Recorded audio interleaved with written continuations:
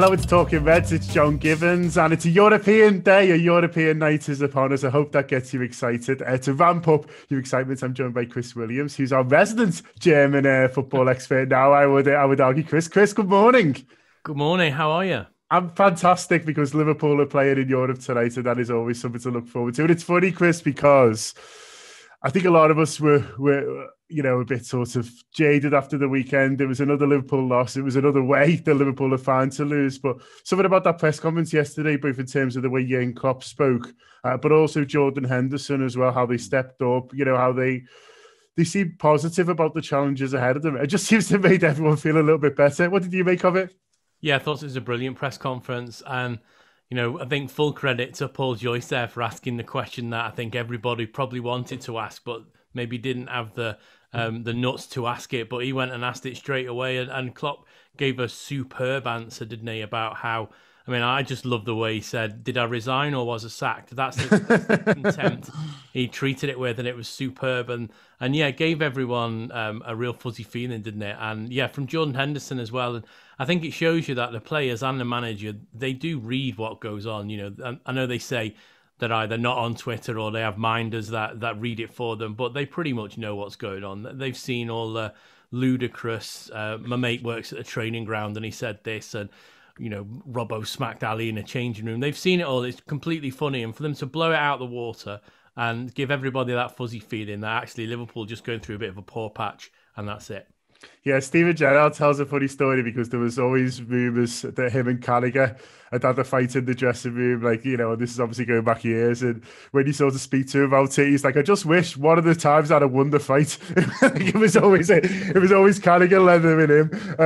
But there we go. These things, these stories and rumours are as old as football itself, I guess. And as long as the people who enjoy gossip, I guess that'll be the case. What I found interesting as well, Chris, I'd be interested to get your take on this, as someone who covers German football and commentating writes on it, is half the questions were in German, and that's a reminder of, what a big sort of star and a big deal that Jurgen Klopp still remains in Germany, and we're all in our Liverpool bubble sometimes, and we obviously love Jurgen, and look, you're aware that, of his status sort of around the world, but... he was Germany's first, and he was a German sort of, managerial superstar first, and obviously that star still shines brightly. Oh yeah, he's massive. He's big news over there. I'm trying to think of someone off the top of my head who maybe it could be a comparison with, but he's just so big. He's just like a superstar. You've probably seen him do the Erdinger adverts in English. He's been doing Opel or Vauxhall adverts in German for years. He's a massive superstar. And it is crazy. I sometimes forget myself, even though I cover German football, I'm a massive Liverpool fan, born and bred Mossley Hill. So these sort of meetings are quite strange for me professionally. Personally, of course, there's only one winner, but professionally, I've got to hopefully root for both sides. But yeah, when I was in the Allianz the other season, he was bigger than Bayern at times to some of the reporters there because he hadn't seen him for so long because he'd had his problems at Dortmund. Then he'd come back to Liverpool. Sorry, he'd gone to Liverpool. Then he'd come back to Germany as this, massive manager, and everybody wanted to speak to him. So yeah, he's a big superstar. Yeah, it's fascinating. I'm looking forward to a big chat about Mossley Hill with Chris in the break, but I won't bore everyone. I won't bore everyone else with that. A lot of Rose Lane talk coming up, Chris.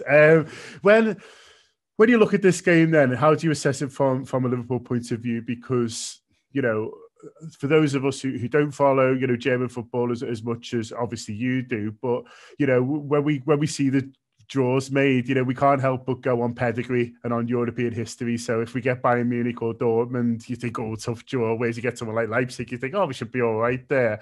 We're sort of wrong to think that, aren't we, I assume? Yeah, sort of and sort of not. Obviously they're a very new club, and they do rub people up the wrong way because of who their backers are, how they were founded, how they rose to success. So they're a controversial side. They by no means got any history. Club's only 11, 12 years old from foundation. So it's managed to drag itself up to the top league and fight in European competition. But yeah, you're quite right. This is...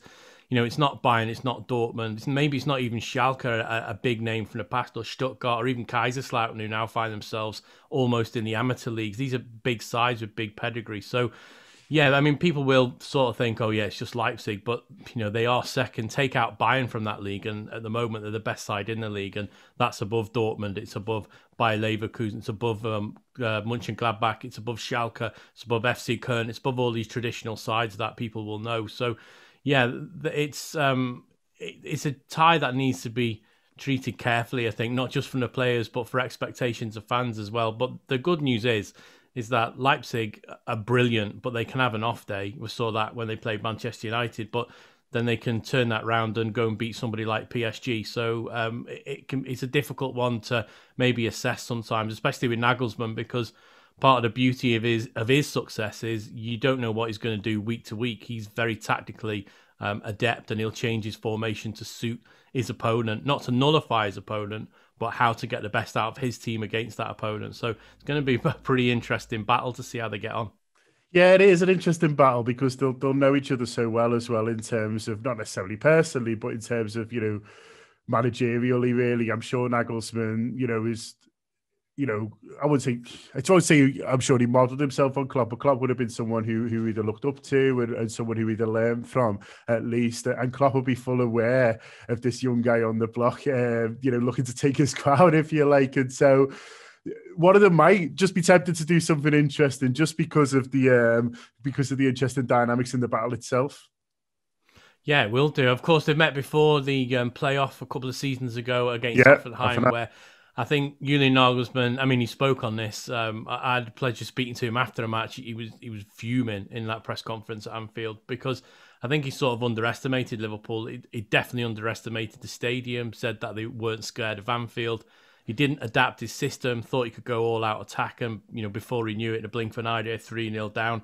Emre Can scoring probably one of the best European goals I've seen in a long time at that particular time. So I think it was a real lesson for him, and he's grown up in the public eye. He moved from Hoffenheim to Leipzig, which they're now a big club in Germany in the media eyes. They've got a lot of attention on them, so he's had to do his developing in the public. He's not had the luxury of doing it at a lower league club and then going straight into a bigger club. He went straight into Hoffenheim, rescued them from relegation, took them to the Champions League playoff, and then now he's managing, or he's head coaching at Leipzig, and the expectation there is to deliver something at some point. Yeah, and we shall see. We shall see. I think it's a really fascinating tie. And the other thing that I guess we need to talk about that makes it interesting is home advantage is out the window. There's no fans. There's no home stadium, and it's one of these crazy parts of what European football is going to be like from here on in. Is that I mean, I'm sure Leipzig would love to be hosting Liverpool today for a whole host of reasons, but they can't. And it's a shame for the club. It's a shame for the supporters, but also it's a bit of a potential lost advantage in terms of tonight because it's an away game for everyone. Yeah, it is, and I think that's. I mean, I enjoy watching football, but it's not the same without supporters. No matter where it is, no matter if it's a Premier League, no matter if it's a Bundesliga, or no matter if it's an amateur game round the corner, supporters are integral to that. I think anyone that went to the Allianz a couple of seasons ago, that's me included, reported from there for the night. The atmosphere outside, the build-up, the whole city of Munich was tremendous. And, Leipzig is a beautiful city, a little like Munich, and it would have been nice for Liverpool supporters to experience that. Very friendly people in the old eastern side of Germany as well. So, that's a real miss out. But yeah, you're quite right. We're in this strange position now where Liverpool are playing a team away, but it's not at their home ground. And then, of course, I mean, we don't even know if the game at Anfield's going to go ahead yet, and is that going to be moved? So it's a real strange competition. Me personally, I would have liked to have seen UEFA probably bin the Euros off because I'm not really interested in international football and have a summer tournament for the Champions League when teams could have potentially played each other at better locations after the mass population's been vaccinated, but we're not going to get that. Both sides are going to have to make the best of it, which is a real strange situation, especially for Leipzig tonight, playing at home and playing away. It must be really strange for them. Yeah, it's going to be a strange one, but a challenge for Liverpool, and they seem up for it based on Jurgen Klopp and Jordan Henderson yesterday, of course. We're going to take a little bit of a break now. We're going to show you a clip from our Under the Lights show now. Under the Lights is a show for our audio subscribers on the Anfield Wrap, and it looks ahead to all the European games. This week's included a fantastic interview with Guido Schaffer, who's a RB Leipzig journalist, but also a former teammate and friend, still friend, former teammate of Jurgen Klopp at and so he was given fascinating insights, as you can imagine, both into Leipzig but also into Jurgen himself and how he thinks he'll be coping with everything going at the moment. So here's a little bit of a clip from the main show, and then we'll be back with Chris talking about a couple of Leipzig defenders who might not be there much longer. They're a decent side. You know what? If you were looking at it, you'd probably say at most probably quarter-finalists, aren't they? And truth is, if we're at our best, they're at their best, we tunk them. But on them, I think they'll look at us and think they can beat us, and which for us is like bait. I think it's a good thing because you'll see Angelino and Adams, if he plays right wing back, bombing on, trying to target Trent, and I think that's good news for us because then Salah is going to have that space to run into, and I think it's our bait. I think if you look at the performances that we put in recently, for 75 minutes against City, we edged it in my opinion. Obviously, then we know what happened, and then same with Leicester, and so if they look at the results, they'll think, right, we can just bomb at Liverpool, go at them. But if you watch the actual game, I don't think we've been that bad. It's not been great, don't get me wrong. We haven't been unbelievable. We haven't been as bad as what people will make out, what the scoreline suggests. I think that's what Klopp is saying. The foundations are there, and we're just waiting on something to spark again. And obviously, we can hope that it's Leipzig. But yeah, I was just going to say, they're going to come at us, I think. And I think that's going to be good news for us because there's going to be space to utilise. And I just think we're going to do them. But I was looking at the stats when they played Bayern Munich. I think that's a reasonable comparison. And they only had 38% possession. They drew 3-3 with them against the Allianz. But I think if they come at us a bit more and try go 50-50 possession, they're going to get steamrolled. Okay, hope you enjoyed that little taste there. If you did, obviously, there's much more. Go to the AnfieldWrap.com/subscribe to our content. There's audio and there's video, premium content. We think covering Liverpool Football Club from a supporter's point of view in the best possible way. And obviously, there'll be stuff straight after the game tonight, hopefully reacting to a Liverpool win, both on video and audio there. But back to Chris. And as I say, I wanted to talk about a couple of Leipzig players because they've been very heavily linked with Liverpool, as a lot of centre-halves have, to be fair, for understandable reasons. But I think these links predate, to be fair, the centre-half crisis at Liverpool. One they won't get is Upamecano. He's going to Bayern Munich. It felt generally always on the cards that they're good at this, Bayern, aren't they? Taking the player, the best players in Germany that other people seem to want. They've got another one. How big a blow it is to Leipzig, and how much of a coup is it for Bayern? Certainly the price they've paid. Oh yeah, I mean for Bayern, it's a massive coup. They've been tracking Upamecano for a while, so for them to get the player that they wanted, no secret, Bayern have had defensive issues. Even though they won Champions League last season and they've won the Club World Cup now and they've swept up every trophy they've gone in for, they still have been a bit vulnerable at the back. And Bundesliga sides have taken them apart. They really haven't had a test so much in Europe yet. Pretty sure that'll come very soon though. But yeah, for them for land a main defensive target is big news for them. And on the flip side, I'm sure Leipzig will be sad that they've lost such a good player, especially to Bayern. But I think this is a problem with release clauses. You can't really pick and choose who your player goes to. Obviously, some clubs do put in not for certain club release, but agents and players don't tend to like that. So, Bayern paid the money and he got his man. I think for him, some people from the outside have looked in and said, he's not really got any ambition if he's going to Bayern. Well, they have just won 6 trophies in a run. This time last year, Liverpool were the best side in the world. They were Club World Cup champions. They just handed over the European Cup. They were Premier League champions. Had he decided to go to Liverpool, people would have gone, that's a really ambitious thing. He's just gone to the German equivalent, if you like. So I can understand why people do say that. Dortmund, coincidentally, have bought far more players from German sides. I think 17 now. But Bayern do tend to pick and choose some of the best, and they do get a bit of bad press for it. But yeah, unfortunately, it'll make the league stronger. But Leipzig have got a good recruitment policy. They don't let players go unless they know they can be replaced. Obviously, they sold Naby Keita to Liverpool the other year. They have improved after that. Unfortunately, Naby's not really hit the same heights at Liverpool due to injury and other circumstances, but they were able to sell him and replace him, and that's sort of their model, so they know how to do it. So I'm sure they'll be They'll be disappointed, but they'll be pleased that they got the release value for him. And of course, now they're already eyeing up replacements. Yeah, just it is worth highlighting, the recruitment, isn't it? And I did a podcast earlier in this week, and do check it out on the sort of, not just the Leipzig phenomenon, but the whole Red Bull in football phenomenon, really. There was a midnight caller that went out on our audio show on Monday, and we were talking about,